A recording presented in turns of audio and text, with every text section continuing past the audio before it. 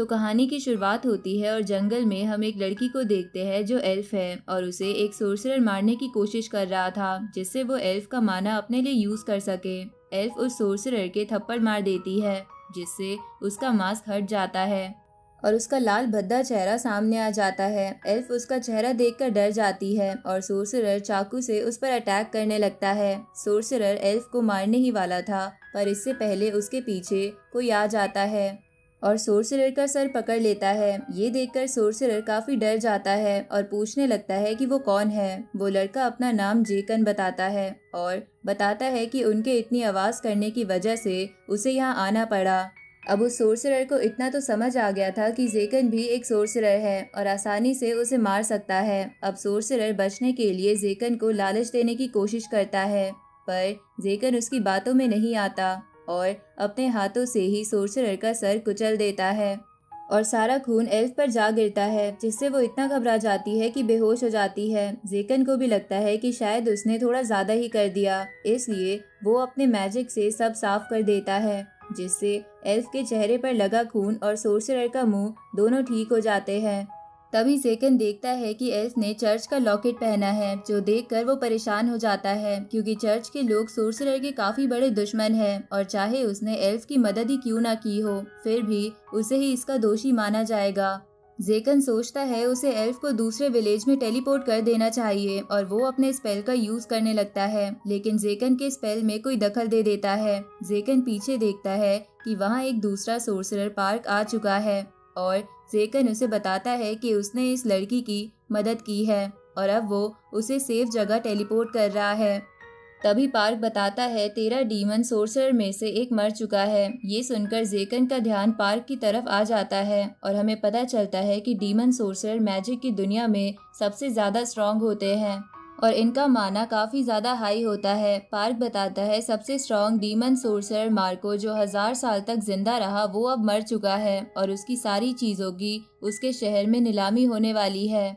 ये सब सुनकर जेकन वहां जाने के लिए तैयार हो जाता है पर जेकन को ये पसंद नहीं कि पार्क उसके साथ आए क्योंकि पार्क जेकन के पैसों का इस्तेमाल करेगा।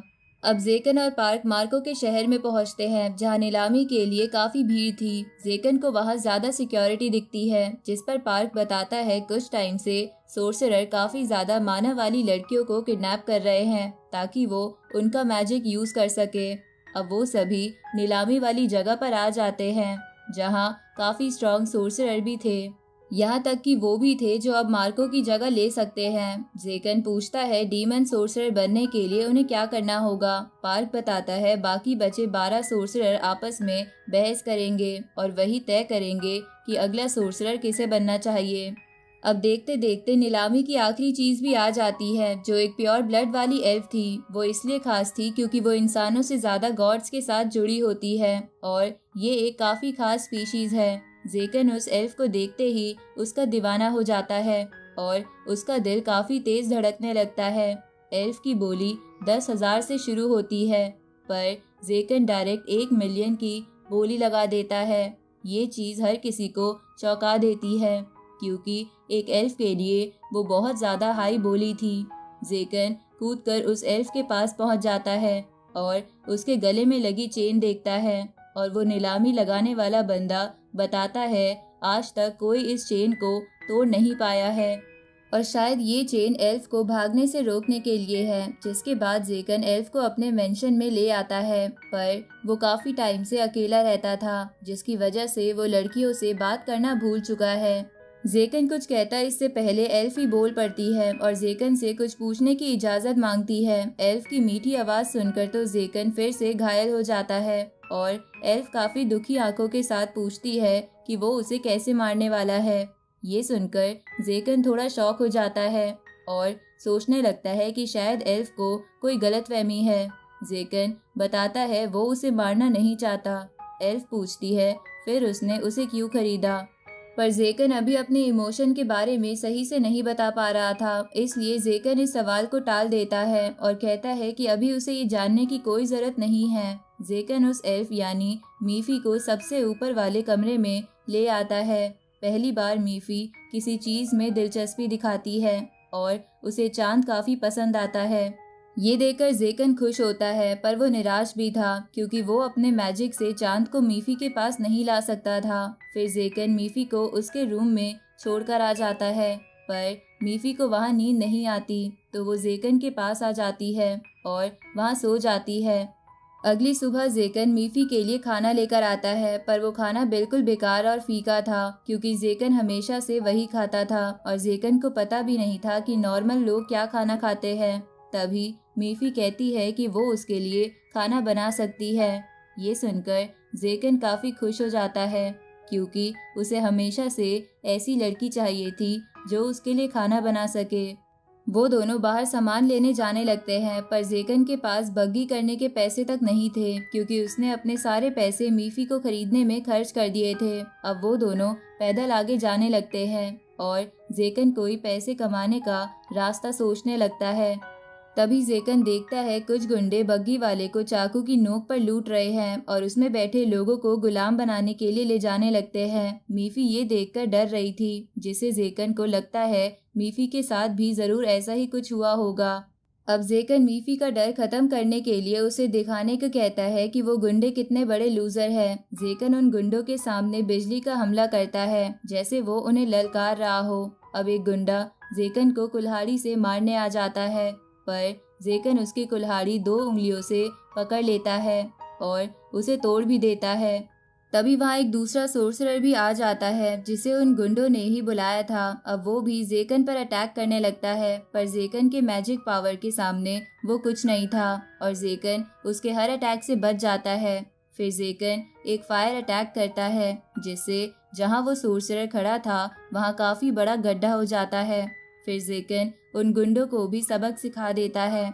हालांकि मीफी को ज्यादा हैरानी नहीं होती, लेकिन बाकी लोग आकर जेकन को मदद के लिए थैंक्स करने लगते हैं और एक आदमी चांदी के सिक्कों से भरी पोटली भी जेकन को दे देता है। साथ ही वो उसे शहर तक छोड़ने की भी कहता है। अब वो दोनों शहर आ जाते हैं, पर जेकन को कुछ नहीं पता था कि लड़कियों के लिए क्या सामान लेना चाहिए और अगर वो मीफी से भी पूछेगा तो वो कुछ नहीं मांगेगी। फिर वो दोनों एक ड्रेस वाली दुकान में आ जाते हैं, जो जेकन को देखकर थोड़ा डर जाती है, पर अब जेकन को इसकी आदत हो चुकी थी। फिर शॉप ओनर मीफी को अपने साथ ले जाती है और एक काफी प्यारी मेड की ड्रेस मीफी को पहना देती है, जो मीफी को भी पसंद आती है। फिर जेकन ड्रेस के पैसे देकर जाने लगता है।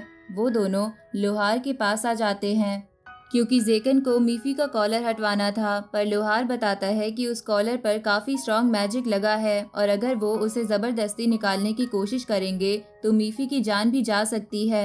लोहार बताता है उसे सिर्फ चाबी से खोला जा सकता है, पर जेकन याद करता है उस नीलामी वाले के पास भी इसकी चाबी नहीं थी। अगले दिन मीफी जेकन को उठाती है और उसे बताती है कि उसने उसके लिए खाना बनाया है। ये सुनकर जेकन काफी खुश हो जाता है और जल्दी से खाने की तरफ जाने लगता है। जेकन देखता है कि मीफी ने डाइनिंग टेबल भी पूरी साफ कर दी है।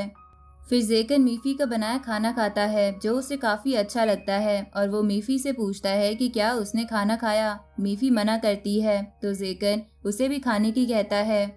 मीफी बताती है वो अपने लिए खाना तो बनाना ही भूल गई, तो जेकन उसे अपने में से आधा देने की कहता है, पर वहाँ कोई दूसरी कुर्सी नहीं थी, तो जेकन मीफी को गोद में बैठा लेता है और दोनों एक दूसरे को खाना खिलाने लगते हैं।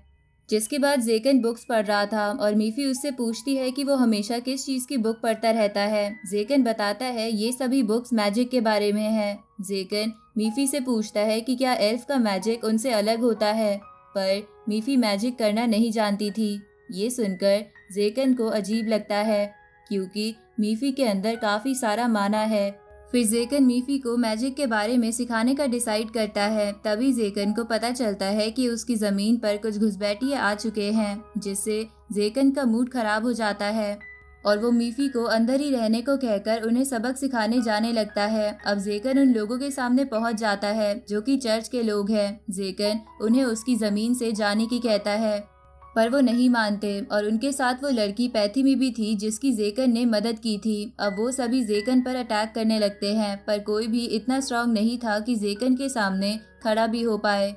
पैथिमी भी फाइट में आ जाती है और अपनी चर्च की सीक्रेट स्वॉर्ड से जेकन पर अटैक करने लगती है। पैथिमी उन सभी से ज्यादा स्ट्रांग थी, जिससे जेकन थोड़ा हैरान होता है। असल में जेकन अपनी पूरी पावर से नहीं लड़ रहा था, क्योंकि वो किसी को घायल नहीं करना चाहता था। पर पैथिमी जेकन के हाथ को घायल कर देती है और जेकन पर फाइनल अटैक भी करने वाली होती है, पर वो पेड़ पर अटैक कर देती है और जेकन के पास आकर उससे कहती है उसे ऐसा दिखाना होगा कि जेकन इस लड़ाई में मारा गया, वरना चर्च कभी उसका पीछा नहीं छोड़ेगी और आगे चलकर उससे भी ज्यादा स्ट्रांग लोगों को भेजेगी। पर जेकन पूछता है वो उस पर कैसे भरोसा कर सकता है। पैथिमी को याद था कि जेकन ने उसकी जान बचाई थी, इसलिए अब वो उसकी मदद करना चाहती है। जेकन इस बारे में सोच ही रहा था, तभी मीफी बाहर आ जाती है और एक नाइट को लगता है कि वो भी सोर्सरर है, इसलिए वो मीफी की तरफ भाला फेंकता है। हालांकि जेकन मीफी को बचा लेता है, पर वो भाला जेकन के हाथ पर लग जाता है। ये देखकर मीफी को काफी गुस्सा आता है और वो कंट्रोल से बाहर हो जाती है और अपने मैजिक से सभी को मारने की कहती है। मीफी मैजिक का यूज करती है, जिससे वो जमीन से काफी सारी पेड़ की जड़ें बाहर निकालती है और हर नाइट को पकड़ लेती है। जेकन ऐसा नहीं चाहता था और वो मीफी को गले लगाकर शांत करता है। अब मीफी रुक जाती है और सभी नाइट को छोड़ देती है। पैथिमी अपने लोगों को वहां से लेकर चली जाती है। उसी रात मीफी जेकन के हाथ पर पट्टी बांध रही थी और जेकन उससे पूछता है उसने क्यों नहीं बताया कि वो मैजिक कर सकती है। मीफी बताती है ये मैजिक नहीं है, ये मिस्टिज्म है। ये सुनकर जेकन हैरान हो जाता है, क्योंकि उसे नहीं पता था कि ये सच में होता है। उसने सिर्फ कहानियों में इस बारे में सुना था। मीफी बताती है वो अकेली ऐसी एल्फ है जो ये कर सकती है। जब वो पैदा हुई थी उसके बाल सफेद थे, जिसकी वजह से लोगों ने उसे बहुत परेशान किया था। एक दिन उनके विलेज पर हमला हो गया। सभी लोगों ने मीफी से मदद मांगी, पर उसने हार मान ली और विलेज का हर इंसान मारा गया और मीफी को हमला करने वाले ले गए। अब मीफी को लग रहा था कि ये सब जानकर जेकन उसे निकाल देगा, पर जेकन कहता है अगर उसके पास ऐसी पावर होती तो वो काफी टाइम पहले ही विलेज वालों को और हमला करने वालों को मार चुका होता। मीफी ये जानकर काफी हैरान हो जाती है कि कोई उसे सच में एक्सेप्ट कर रहा है। ये देखकर मीफी रोने लगती है और जेकन मीफी को गले लगाकर चुप कराता है। अगले दिन पार्क जेकन के घर पर आता है और मीफी उसके लिए चाय लेकर आ जाती है। मीफी को देखकर पार्क के हाथ से चाय गिर जाती है, पर जेकन मैजिक से चाय को बचा लेता है। पार्क पूछने लगता है कि उसने अभी तक उस एल्फ की बलि क्यों नहीं दी। जेकन बताता है वो उसे बलि देने के लिए नहीं लाया था और उसने मीफी को अपना साथी बना लिया है। पार्क पूछता है कि क्या वो मीफी की मदद से एल्फ का मैजिक सीखना चाहता है और क्या वो डीमन सोर्सरर की गद्दी के पीछे है। असल में जेकन को सिर्फ कॉलर की चाबी चाहिए थी, पर वो हाँ कर देता है और बताता है उसे डीमन सोर्सरर बनना है। जिसके बाद अब मीफी घर के काम के साथ मैजिक भी सीखने लगी थी और जल्द ही मीफी छोटे मैजिक करना भी सीख जाती है। फिर एक दिन जेकन को सभी 12 सोर्सरर की तरफ से बुलावा आता है और वो उस मेंशन में पहुंच जाता है जहां पहले 13वां सोर्सरर रहता था। जेकन जैसे ही 12 सोर्सरर के सामने आता है उसे उनके मैजिक का दबाव सेंस होता है, पर फिर भी वो काफी हिम्मत से पूछता है कि क्या उन्होंने सिर्फ उसका टाइम वेस्ट करने के लिए बुलाया है। ये सुनकर एक सोर्सरर जेकन की हिम्मत की तारीफ करता है और बताता है उन्होंने जेकन को 13वां सोर्सरर बनने के लिए चुना है और उसे वो निशान दिखाते हैं जो 13वें सोर्सरर का था और उसमें से इतना मैजिक निकल रहा था कि जेकन की तो तबीयत खराब होने लगती है। जेकन उनसे पूछता है वो तो इतना स्ट्रांग भी नहीं है और यहाँ उससे भी ज्यादा स्ट्रांग सोर्सरर है, तो वो उसे क्यों चुन रहे हैं। वो सोर्सरर बताते हैं जेकन को नहीं पता, पर उसके अंदर काफी खास पावर्स है, जिसकी वजह से वो दुनिया का सबसे स्ट्रांग सोर्सरर है और वो उन 12 सोर्सरर को भी आराम से मार सकता है। फिर वो बताने लगते हैं कि जब जेकन छोटा था तभी उसने आज़ाद होने के लिए एक काफ़ी स्ट्रांग सोर्सरर को मार दिया था, जबकि कोई बच्चा इतनी आसानी से ऐसा कुछ नहीं कर सकता। फिर काफ़ी कम टाइम में जेकन काफ़ी स्ट्रांग बन गया, इसलिए वो लोग उसे चुन रहे हैं। अब जेकन उनसे पूछता है अगर वो इतना ही स्ट्रांग है तो उसे उन 12 सोर्सरर को मारकर आराम से राज करना चाहिए। अब ये सुनकर एक सोर्सरर जेकन से कहता है उसे अपनी जगह नहीं भूलनी चाहिए। क्योंकि अगर उसने ऐसा कुछ करने की सोची भी तो वो हर उस इंसान को मार देंगे जिसे भी जेकन जानता होगा और उसकी याददाश्त भी मिटा देंगे, जिससे जेकन हमेशा के लिए अकेला हो जाएगा। ये सुनकर सबसे पहले जेकन के दिमाग में मीफी का ख्याल आता है, क्योंकि वो उसे कुछ नहीं होने दे सकता। अब वो सोर्सरर उससे पूछते हैं वो क्या चाहता है। जेकन बताता है वो 13वां सोर्सरर बनेगा, लेकिन उसकी एक शर्त है, उसे पिछले सोर्सरर का सारा सामान चाहिए। वो उसकी शर्त मान लेते हैं और जेकन उस निशान को अपने हाथ में समेट लेता है। अब जेकन वापस घर आ जाता है, जहाँ मीफी उसके लिए काफी अच्छा सूप बना रही थी। तभी जेकन मीफी को बताता है कि वो 13वां डीमन सोर्सरर बन चुका है और पिछले सोर्सरर का सारा सामान उसका हो चुका है। तभी वो चाबी निकालता है और मीफी का कॉलर खोल देता है। तभी जेकन कहता है अब उसे मीफी की कोई जरूरत नहीं है और उसे जाने की कहता है। मीफी को लगता है जेकन मजाक कर रहा है, पर वो उसे सच में घर से निकाल देता है। अब मीफी एक सुनसान गली में अकेली बैठी थी और उसे समझ नहीं आ रहा था कि ये उसके साथ क्या हो रहा है।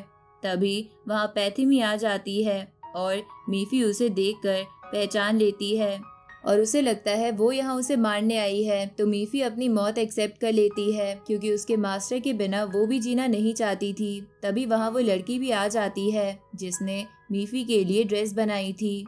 अब वो तीनों रेस्टोरेंट में बात करने आ जाते हैं और खाने के बाद मीफी उन्हें बताती है कि जेकन ने उसे निकाल दिया। ये सुनकर पैथिमी को लगता है जेकन ने मीफी का यूज किया है, पर मीफी कहती है ऐसा कुछ नहीं है।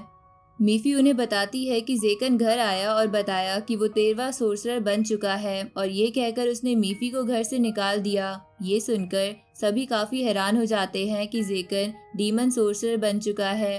पैथिमी बताती है चर्च हमेशा नए सोर्सरर पर अटैक करती है, क्योंकि उसके पास अभी इतनी पावर नहीं होगी और उसे मारना आसान होता है। मीफी को लगता है शायद इसी वजह से जेकन ने उसे निकाल दिया और वो याद करती है उसके साथ जेकन कितना खुश रहता था। मीफी खड़ी होती है और वापस जाने की कहती है। पैथिमी भी उसके साथ चलने की कहती है, क्योंकि कोई सोर्सरर है जो जेकन का नाम लगाकर गलत काम कर रहा है। तभी वहाँ कुछ नाइट आ जाते हैं और वो वही थे जिनके ऊपर मीफी ने अटैक किया था।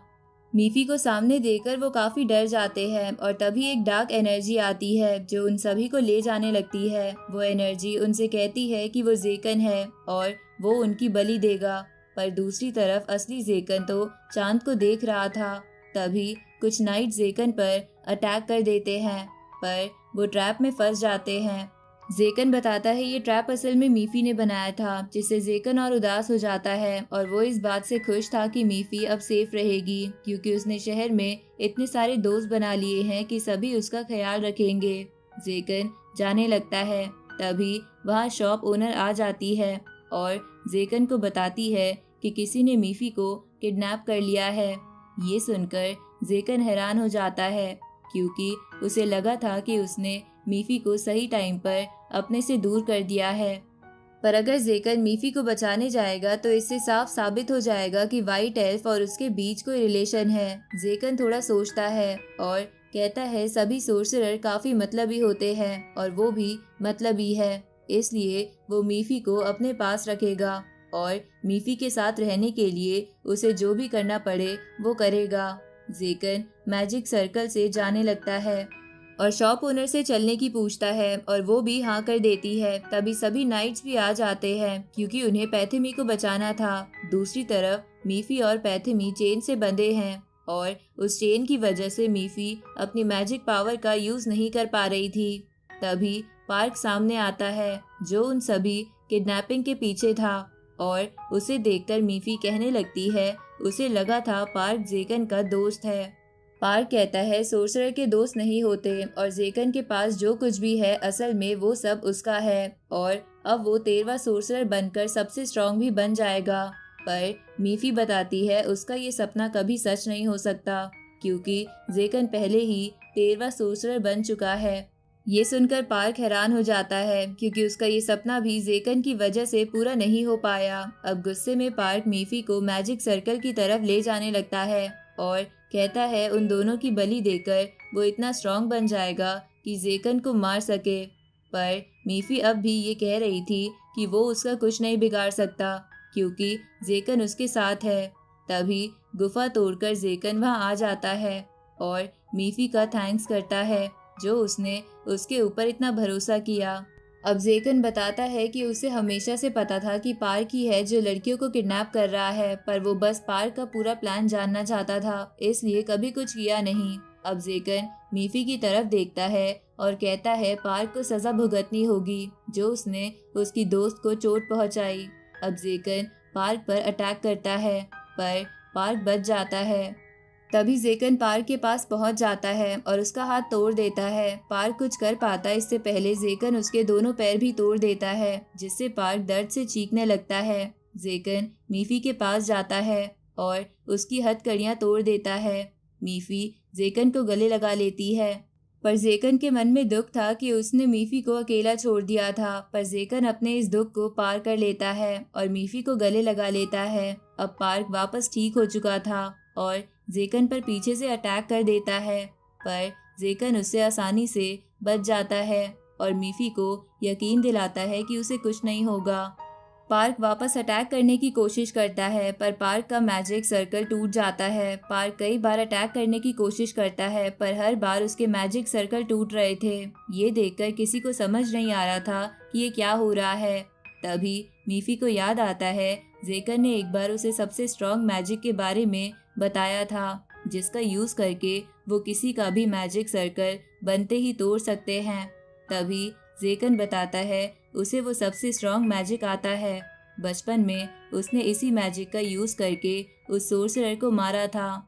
पर पार्क को यकीन नहीं होता कि जेकन को इतना स्ट्रॉन्ग स्पेल आता है, इसलिए वो बहुत सारे मैजिक सर्कल बनाता है, पर जेकन सिर्फ उनकी तरफ देखकर ही उन्हें खत्म कर देता है। अब जेकन पार्क को अपनी पावर का एक नमूना दिखाने की कहता है और पार्क पर काफी स्ट्रॉन्ग अटैक करता है जिससे पार्क बुरी तरह से घायल हो जाता है। अब पार्क जेकन से भीख मांगने लगता है कि वो उसे ना मारे और उसे उनके बचपन के दिन याद दिलाने लगता है, पर तभी जेकन को याद आता है जब वो 13वां डीमन सोर्सर बना था तब उसे सोर्सरर स्लेयर का टाइटल मिला था। तभी जेकन काफी तेज पार्क को मुक्का मारता है जिससे पूरी गुफा हिल जाती है, पर जब मिट्टी हटती है हम देखते हैं जेकन ने पार्क के साइड में मुक्का मारा था और वो पार्क से कहता है अब वो उसके लिए कोई खतरा नहीं है और वैसे भी उसे पार्क की वाइन काफी पसंद है, इसलिए वो उसे मार नहीं सकता। ये सुनकर पार्क काफी गुस्से में आ जाता है और कहने लगता है कि वो अब से ज्यादा स्ट्रांग होकर आएगा और जेकन को मार देगा, पर जेकन पार्क से कहता है वो जितनी बार हारेगा उसे उतनी बार वाइन पिलानी होगी। अब पार्क एक काफी बड़ा मैजिक सर्कल बना देता है। उसे देखकर जेकन पार्क से पूछने लगता है कि वो ये क्या कर रहा है। पार्क बताता है वो पहले यहाँ एक असली डीमन को बुलाने वाला था। हमें पता चलता है डीमन उनकी दुनिया में थे या नहीं ये किसी को नहीं पता, पर माना जाता है जो मैजिकल निशान है वो उन्हें डीमन से ही मिले हैं। वो डीमन मैजिक सर्कल से बाहर आ जाता है और उसे देखते ही जेकन अंदाजा लगा देता है कि वो काफी स्ट्रांग है, पर फाइट करने की जगह वो डीमन जेकन के सामने घुटने टेक देता है। जेकन को समझ आ जाता है वो उसके सामने नहीं बल्कि उसके निशान के सामने झुक रहा है। जेकन को नहीं पता था कि ये उसके हाथ में कैसी पावर आ चुकी है। फिर वो डीमन को ऑर्डर देता है कि वापस सर्कल में चला जाए और वो वैसे ही करता है और चला जाता है। अब सर्कल भी गायब हो जाता है और पूरी गुफा गिरने लगती है। तभी वहाँ नाइट आ जाते हैं और उनकी मदद से सभी सही सलामत बाहर आ जाते हैं। फिर वो सभी पैथमी को लेकर चले जाते हैं। तभी पार्क भी खड़ा होता है और बिना कुछ बोले वहाँ से गायब हो जाता है। अब वहाँ जेकन और मीफी अकेले रह जाते हैं और मीफी हिम्मत करके बोलती है कि वो जेकन के साथ रहना चाहती है। ये सुनकर जेकन समझ जाता है कि अब मीफी पहले से काफी स्ट्रांग हो चुकी है और वो उसे गले लगा लेता है। फिर जेकन घुटनों पर बैठ जाता है और अपने प्यार का इजहार करने के लिए तैयार था, पर वो कहने की हिम्मत नहीं जुटा पाता और सिर्फ ये कहता है कि वो अपने रिश्ते में कुछ बदलाव चाहता है। अब से वो उसकी साथी या स्लेव नहीं है। जेकन को थोड़ा दुख भी होता है कि वो अपने मन की पूरी बात नहीं कह पाया। तभी मीफी जेकन को उसका पुराना कॉलर देती है और उसे पहना देने की कहती है, क्योंकि इससे उसे हमेशा याद रहेगा कि वो जेकन की जिंदगी में कैसे आई। दूसरी तरफ हम देखते हैं पैथमी चर्च में बताती है कि जेकन बेकसूर था, उसने कभी किसी को किडनैप नहीं किया, पर सोर्सरर की साइड लेने की वजह से उसे निकाल दिया जाता है और उसे पता चलता है कि राफेल आ रहा है। उसका नाम सुनकर ही पैथमी डर जाती है क्योंकि वो सबसे स्ट्रॉन्ग नाइट है। इधर जेकन अपने हाथ के निशान के बारे में और जानने की कोशिश कर रहा था।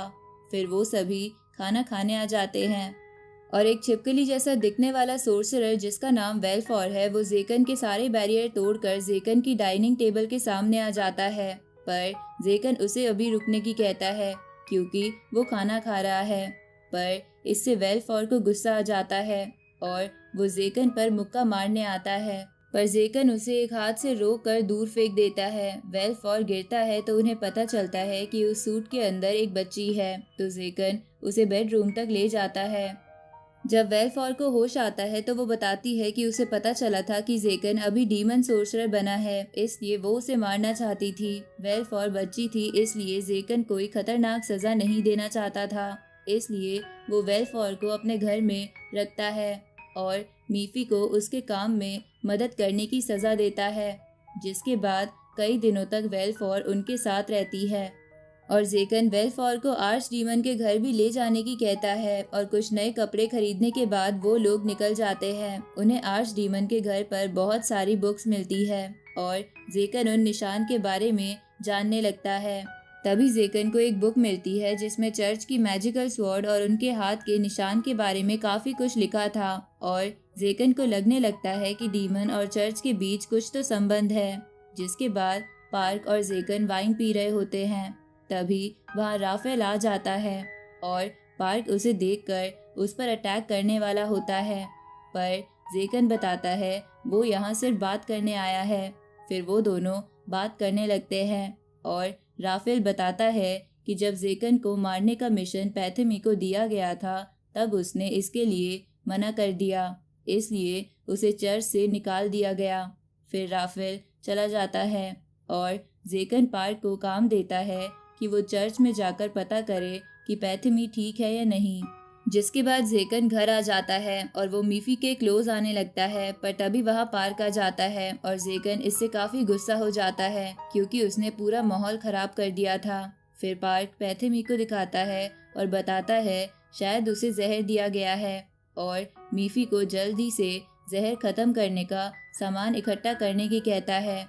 अगली सुबह पैथमी ठीक हो जाती है और बताती है एक आदमी उसे एक लेटर दे गया था और उसके सामने चाय रखी थी, तो उसने वो चाय पी ली और बेहोश हो गई। जेकन पैथमी को उसके घर में रहने की कहता है क्योंकि वो यहाँ ज्यादा सेफ रहेगी। रात में जेकन वेलफॉर के पास आता है और उससे पूछता है कि वो चर्च के हर नाइट से इतनी नफरत क्यों करती है। वेलफॉर बताती है जब वो छोटी थी तब एक चर्च के नाइट ने उसके फादर को मार दिया था और वो उस नाइट का चेहरा नहीं देख पाई, पर उसके पास चर्च की सीक्रेट स्वॉर्ड थी जिसकी वजह से वो काफी स्ट्रॉन्ग था।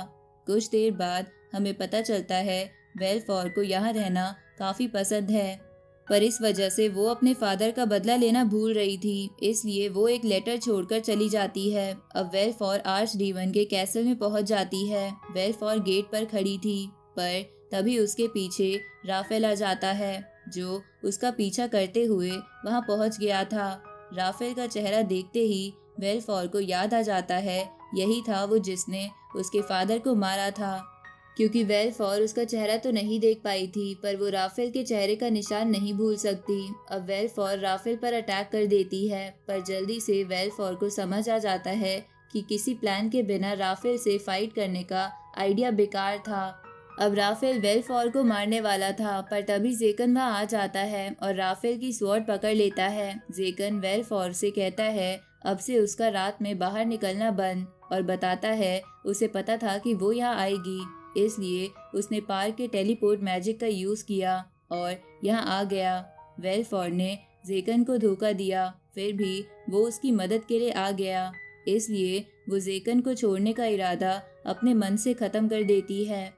अब जेकन राफेल से लड़ने लगता है और राफेल अपनी सीक्रेट स्वॉर्ड की पूरी पावर दिखाता है, पर वो जेकन की शील्ड नहीं तोड़ पाता। ये देखकर राफेल हैरान हो जाता है और लगातार अटैक करने लगता है।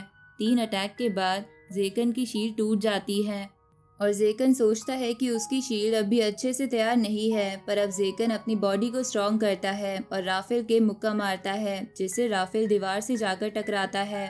पर राफेल वापस खड़ा हो जाता है और एक लंबी सांस लेता है और उसकी सारी चोटें ठीक हो जाती है।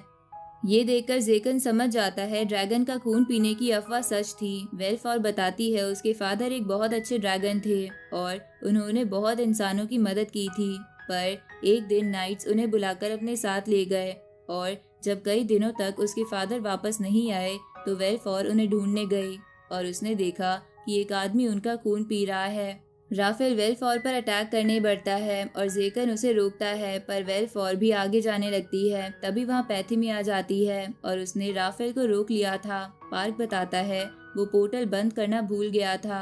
अब राफेल अपने घुटनों पर बैठ जाता है क्योंकि उसमें लड़ने की पावर नहीं बची थी। तभी आर्च कैसल में से एक डीमन जैसा गोलम बाहर निकलता है जो आसपास के माना को सोख कर स्ट्रॉन्ग बन रहा था। जेकन अपने निशान से उसे रोकने की कोशिश करता है, पर वो जेकन की बात नहीं मानता।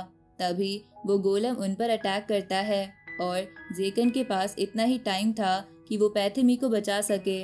वो अटैक वेल्फॉर के लग जाता है, पर सब देखते हैं राफेल वेल्फॉर के सामने आ गया था और उसका एक हाथ भी कट गया। इससे जेकन को गुस्सा आ जाता है और वो एक ही अटैक से गोलम को मिट्टी मिट्टी कर देता है। अब सभी लगातार राफेल से सवाल पूछने लगते हैं तो वो उनका जवाब देता है और बताता है कि उसने वेल्फॉर के फादर को नहीं मारा क्योंकि उसके फादर तो इतने स्ट्रॉन्ग ड्रैगन थे कि किसी भी इंसान की चाल में ना फंसे। असल में उस दिन बहुत सारे डीमन ने उनके ऊपर अटैक कर दिया था। तब इंसान और सोर्सरर को बचाने के लिए वेल्फॉर के फादर ने अपना बलिदान दिया और राफेल ने उनका खून इसलिए पिया क्योंकि वो चाहते थे कि आने वाली डीमन के साथ लड़ाई में वो भी साथ दे। इसलिए उन्होंने अपने खून से राफेल को जिंदा किया। तभी वो गोलम वापस जिंदा होने लगता है और जेकन बताता है ये गोलम नहीं है बल्कि ये एक काइमेरा है और इसे वापस जिंदा किया गया है, पर अभी ये इतना भी स्ट्रॉन्ग नहीं है। तभी पैथिमी भी आगे जाती है और उससे लड़ने की कहती है। पैथिमी अपनी सीक्रेट स्वॉर्ड की पावर्स का यूज करती है और उस काइमेरा के अटैक को 2 हिस्सों में काट देती है, पर वो वापस जुड़ने लगता है, जिससे जेकन समझ जाता है उनकी असली पावर उस काले धुएं में है। तो जेकन उस धुएं पर अटैक करता है जिससे वो काइमेरा पूरी तरह से खत्म हो जाता है। जेकन राफेल के पास आता है और उसे हील करने लगता है। फिर राफेल खड़ा हो जाता है और जाने लगता है। वेल्फॉर एक लास्ट बार राफेल से पूछती है कि उसके फादर कैसे थे। राफेल जवाब देता है उसके फादर इस दुनिया के सबसे स्ट्रॉन्ग ड्रैगन थे और उनके साथ लड़ना उसके लिए गर्व की बात है। जिसके बाद हमें पता चलता है चर्च के हेड कार्डिनल ने ही पैथिमी को जहर दिया था जिससे वो सीक्रेट स्वॉर्ड किसी और को दे सके। तभी वहाँ घायल हालत में राफेल आ जाता है और कार्डिनल उसे भी जहर देने वाला होता है, पर राफेल उसका हाथ काट देता है और उसे मार देता है। जिसके बाद हम देखते हैं राफेल ने एक मैजिकल हाथ लगवा लिया था और जेकन के साथ रहने लगा था। साथ ही उसके घर में बटलर का काम करता था और सभी साथ में काफी खुश रहते हैं।